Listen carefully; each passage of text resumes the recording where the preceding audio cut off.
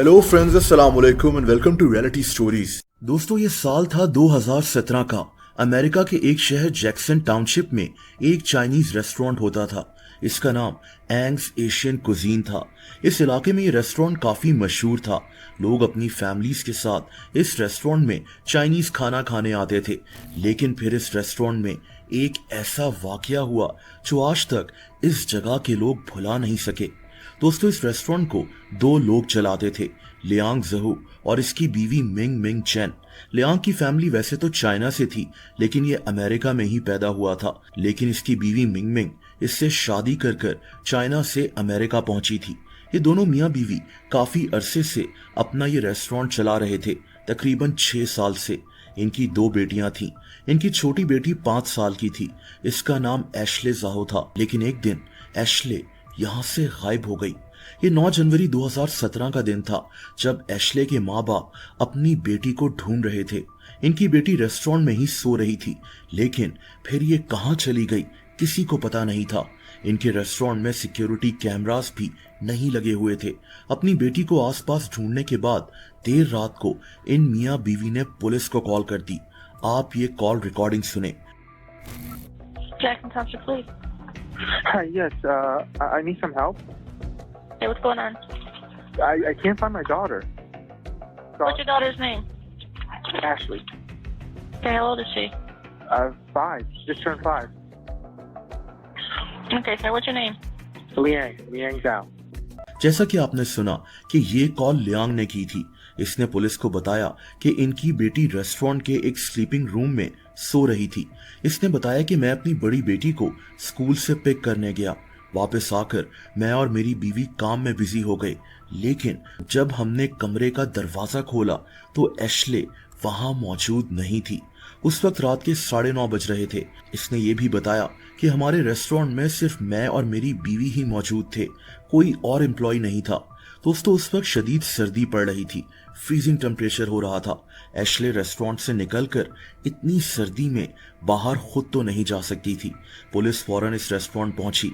इन्होंने हर कोने का अच्छी तरह मुआयना किया, लेकिन ये भी नहीं लग रहा था कि कोई इस रेस्टोरेंट में घुसा और एशले को लेकर चला गया। इस रेस्टोरेंट के पिछले हिस्से में भी एक दरवाजा मौजूद था, लेकिन वहां से भी किसी के घुसने के कोई आसार नहीं दिख रहे थे। सवाल अब ये था कि एशले रेस्टोरेंट से कहां गायब हो गई। दोस्तों, जैक्सन टाउनशिप की पुलिस अब इस शहर के हर कोने में एशले को तलाश कर रही थी। इन्होंने लोकल न्यूज चैनल्स को बुलवा लिया ताकि ये खबर टीवी पर चलाई जा सके। शहर में जगह जगह एशले के लिए पोस्टर्स लगाए जा रहे थे ताकि कोई तो इंसान सामने आए और पुलिस को एशले की खबर दे।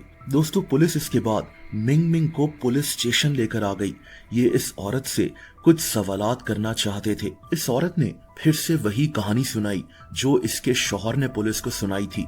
इसने पुलिस को बताया कि हो सकता है कि एशले रेस्टोरेंट के बैक डोर से खुद कहीं बाहर चली गई हो, लेकिन ये औरत कह रही थी कि मैं बिल्कुल भी नहीं जानती कि मेरी बेटी कहाँ चली गई। लेकिन दोस्तों, पुलिस ने अब इस औरत को एक ऐसी बात बताई कि ये औरत हैरान रह गई। पुलिस को पहले ही पता था कि ये औरत झूठ बोल रही है। इस पुलिस ऑफिसर ने कहा कि जब मैं तुम्हारे रेस्टोरेंट पहुंचा था तो मैंने तुम्हारी बड़ी बेटी जोजो से पूछा कि तुम्हारी बहन कहाँ चली गई है, तो उसने कहा कि मेरे माँ बाप ने मुझे ये बताने से मना किया है। लेकिन पुलिस ऑफिसर्स ने अब जो कहा वो सुनकर ये औरत शॉक रह गई। दोस्तों, पुलिस ऑफिसर ने कहा कि हमें एशले मिल गई है। तुम्हारे रेस्टोरेंट के फ्रीजर में तुम्हारी बेटी की लाश मौजूद है। एशले मर चुकी थी। अपने माँ बाप के रेस्टोरेंट में ही इसकी लाश मौजूद थी। असल में जब इनकी बड़ी बेटी ने वो अजीब बात कही तो पुलिस ने इस रेस्टोरेंट की फिर से तलाशी लेना शुरू कर दी और फिर इस रेस्टोरेंट के वॉक इन फ्रीजर में इन्हें एशले की लाश मिल गई। वॉक इन फ्रीजर्स में खाने वगैरह की चीजों को फ्रीज किया जाता है। एशले की लाश एक डब्बे में बंद थी। इसकी लाश को नमक से कवर कर कर रखा गया था। लेकिन अब सवाल ये था कि एक 5 साल की बच्ची को किसने और क्यों कत्ल किया। इसी के माँ बाप के रेस्टोरेंट के फ्रीजर में किसने इसकी लाश छुपाई।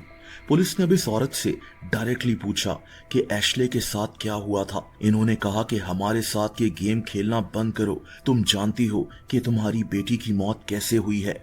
लेकिन दोस्तों, ये औरत अभी भी नहीं मान रही थी कि इसको इस मुतालिक कुछ पता है। पुलिस ऑफिसर ने कहा कि तुम रो क्यों नहीं रही, तुम्हारी बेटी मर चुकी है, लेकिन तुम बिल्कुल नॉर्मल लग रही हो। इस औरत ने कहा कि मैं रो नहीं सकती क्योंकि मेरे आंसू सूख चुके हैं। पुलिस ऑफिसर्स को पता था कि ये झूठ बोल रही है। ये अब इससे मजीद सख्ती कर रहे थे।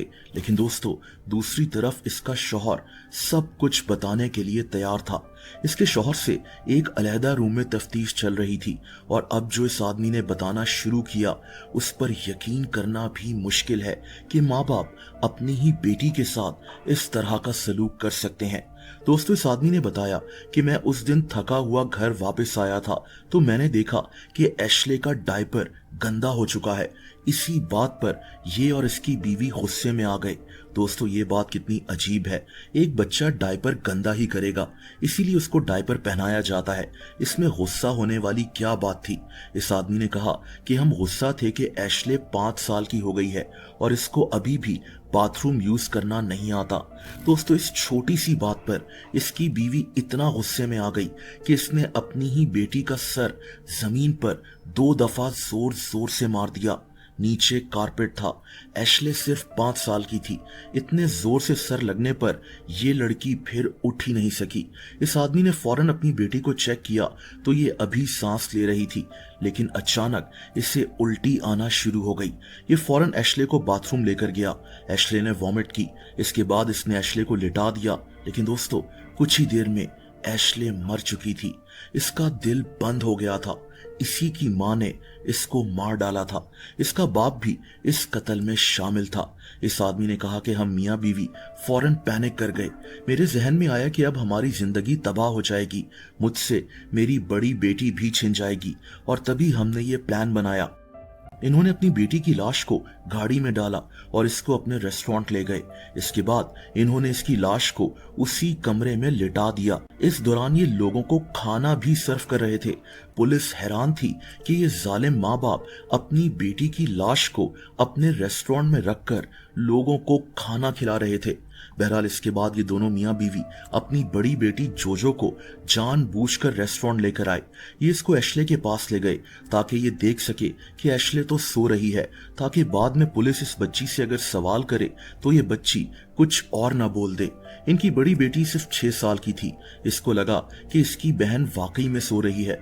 इसके बाद इन्होंने अपनी बड़ी बेटी को कहा कि पुलिस तुमसे कुछ भी पूछे तो कोशिश करना कि उनसे कुछ कहना ही मत। और इसी बात से बेसिकली इनका ये भयानक जुर्म सामने आ गया। पुलिस ने इस आदमी से पूछा कि इसके बाद तुम लोगों ने क्या करना था, तो इसने कहा कि हमने रात को एशले की लाश को यहाँ से निकालना था और फिर किसी सुनसान जगह ले जाकर इसकी लाश को जला देना था। लेकिन इस आदमी ने कहा कि हम श्योर नहीं थे कि हमें अब क्या करना था, हमने इतना सोचा ही नहीं था। इसने ये भी बताया कि मेरी बीवी पहले भी हमारी बेटी पर मारपीट करती थी। असल में ये दोनों मियाँ बीवी ही ईविल थे। अगर ये पकड़े ना जाते तो शायद ये अपनी बड़ी बेटी को भी नुकसान पहुंचा सकते थे। बहरहाल, दूसरी तरफ इसकी बीवी अभी भी नहीं मान रही थी कि इसी ने अपनी बेटी को कत्ल किया है, लेकिन ये कितना झूठ बोल सकती थी। फाइनली ये भी अपना जुर्म मान गई। दोस्तों, मिंग मिंग ने अदालत में ये भी साबित करने की कोशिश की कि इसने पागलपन में अपनी बेटी को कत्ल किया है। खैर, ये केस कुछ ही अरसा चला और 29 दिसंबर 2017 को मिंग मिंग को अपनी बेटी के कत्ल के जुर्म में 22 साल जेल की सजा सुना दी गई। ये भी पता चला कि ये चाइना से अमेरिका इल्लीगली आई थी। 22 साल जेल में रहने के बाद इसको चाइना वापस डिपोर्ट कर दिया जाएगा। इसके शौहर लियांग को 12 साल जेल की सजा सुनाई गई, इस शर्त पर कि ये अपनी बीवी के खिलाफ अदालत में गवाही देगा। इसके बाद इस रेस्टोरेंट के बाहर कई 100 लोग इकट्ठे हुए थे। ये एशले की मौत का गम मना रहे थे।